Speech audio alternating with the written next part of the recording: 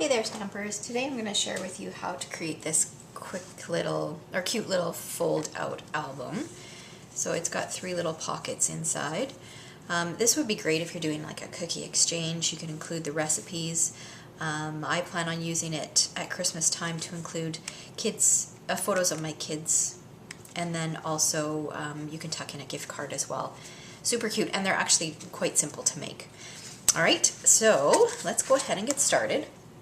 We want to start with a 12 by 12 sheet of cardstock, and we're going to pull out the paper cutter. And the first thing that we're going to do is measure at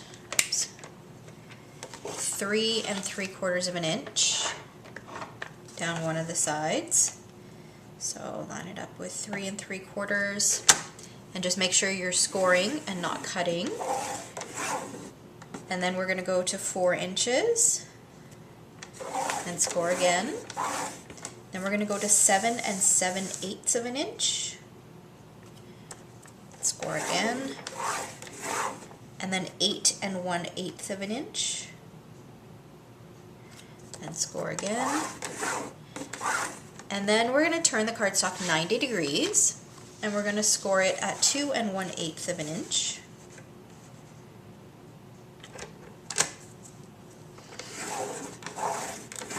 And then again at 7 1/4 inches. 7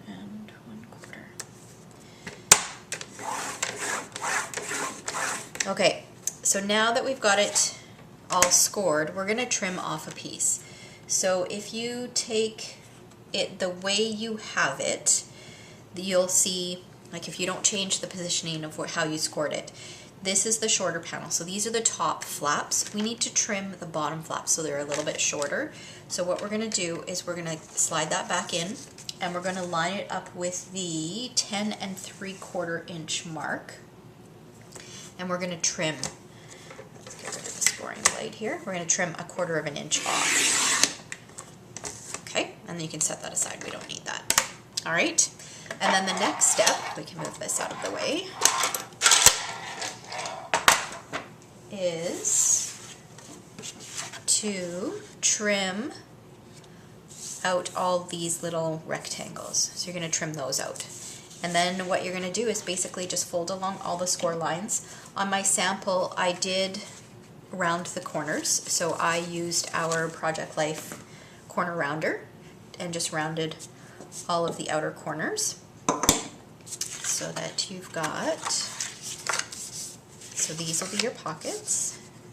Oh, and I think I may have forgotten to trim this one down. That seems a bit tall. Yeah, I think I did on this one. So your pockets will be a little bit shorter. Okay, so that's how it goes together. When you go to stick the adhesive on, you're going to put a thin, I find that the Tombow liquid glue is the best choice for adhesive, because that way it gives you just need a narrow strip up the sides here, and it will allow you for a wider pocket. If you use tear tape or fast fuse, that will narrow the size of your pocket, which isn't a bad thing. It's completely up to you, but I prefer the wider pocket. Okay, so now I'll give you a rundown of the dimensions for the DSP. Okay, so I've used the Candy Cane Lane DSP here. So on the front, this piece here, this red piece, this measures, let's see here, I want to make sure I've got the right measurements. 3 3/8 inch across and 4 5/8 inch down. And this strip of patterned paper is 1 inch by 3 5/8 of an inch. And then this early espresso piece underneath is 3 5/8 by 4 7/8.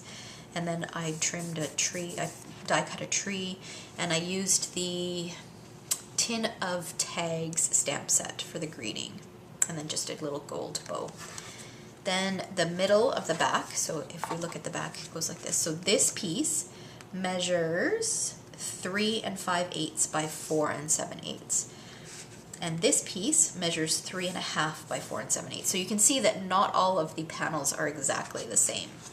All right, and then we'll go on the inside left. So here, This piece measures 3 1/4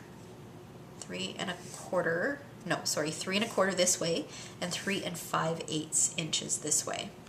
All right, and then these panels measure 1 7/8 by 3 5/8, and you'll need 2 of those if you're going to put a DSP on both the inside, the inner and outer flap. Then the middle flap, this measures 3 1/4 inches up and 3 5/8 of an inch across. And then again, the flaps are 1 7/8 inch by 3 5/8. And then this right side flap, this measures 3 1/4 inches again up and 3 1/2 inches across.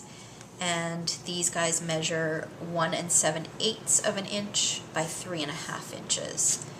And these white pieces measure 3 inches by 4 1/2 inches. And I added a piece of washi tape here just to make it easier to pull.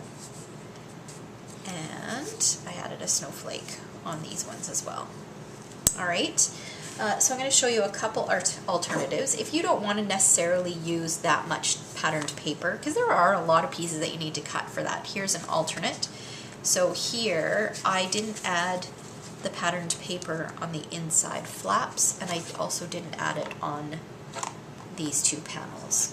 So that would be an option. Apart from that, it's pretty much the same. And then here's one that I did using the warmth and cheer bundle. So here we go, and the coordinating stamp set. So different DSP, I stuck with pretty much the same layout for the front, and I did decorate the panels. So this is a 6x6 paper stack, but did not do the inside flaps. And then on these ones I stamped a little image. Can't remember if I did it on all 3 or just 2 of them. And then a couple greetings. So like I said, this one I plan on using to include school pictures for some family members on these 2 panels, and then a gift card and a message in the center. So great way to present a gift card that's something a little bit more substantial. See what I mean about these pockets being just a little bit tight? That could probably be trimmed just a little bit. All right.